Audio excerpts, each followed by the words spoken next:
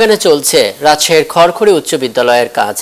কখনো প্রচন্ড রোদ, কখনো ঝড় বৃষ্টিতে পণ্ড হচ্ছে পড়াশোনা। তবে দ্রুতই সংস্কারের আশ্বাস জানিয়েছেন শিক্ষা কর্মকর্তারা, জানাচ্ছেন রাশেদুল হক রুশো। সকাল হতেই বৈশাখের কড়া রোদ, বিকেলে ঝড়ো বৃষ্টি, এসব মাথায় নিয়েই আমবাগানে ক্লাস করছে রাজশাহীর পবা উপজেলার খড়খড়ি উচ্চ বিদ্যালয়ের শিক্ষার্থীরা। কারণ গেল 25 এপ্রিল ভূমিকম্পে ফাটল দেখা দেয় বিদ্যালয়ের ভবনটিতে। এরপর প্রায় 40 বছরের পুরনো ভবনটি পরিত্যক্ত ঘোষণা করে শিক্ষা প্রকৌশল অধিদপ্তর। রাত্রে বৃষ্টি হচ্ছে, এই বৃষ্টির পানি টুপে পড়ছে, বইগুলো নষ্ট হয়ে যাচ্ছে। পরীক্ষার সামনে আছে, এটা নিয়ে সবাই চিন্তা আছে যে কি হবে। শিক্ষার্থীদের অভিযোগ, বছরের শুরুতেই হরতাল অবরোধে অনেক ক্ষতি হয়েছে, তাই বাধ্য হয়ে রোদ ঝড় উপেক্ষা করে পড়াশোনা করছে তারা। আবারও ভূমিকম্প বা দুর্যোগ আসে, তাহলে সেই বিল্ডিং ভেঙে পড়তে পারে আমাদের মাথার পর।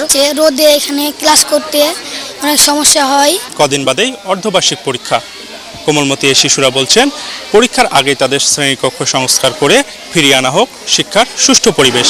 বিদ্যালয়ের প্রধান জানান, ভবন পরিত্যক্ত হবার পর থেকে অনেক ক্লাসেই শিক্ষার্থীর উপস্থিতি কমেছে। আমি নির্বাহী প্রকৌশলী, জেলা শিক্ষা অফিসার, টিওনো এবং ডিসি স্যারের কাছে এ সম্পর্কে অনেক জানিয়েছি এবং পত্র দিয়েছি, এবং এরা পরবর্তী কি পদক্ষেপ নেবে এখনো আমরা জানাইনি। অবশ্য রাজশাহী মাধ্যমিক ও উচ্চ শিক্ষা উপপরিচালকের আশ্বাস, দ্রুত ভবনটি সংস্কার করা হবে। কিছু সময় লাগছে যে এর মেরামত কিংবা সংস্কার কাজগুলো করার জন্য, তবে এটা প্রক্রিয়াধীন। এরই মধ্যে সংশ্লিষ্ট অধিদপ্তরকে এ বিষয়ে জানানো হয়েছে বলেও নিশ্চিত করেন তিনি।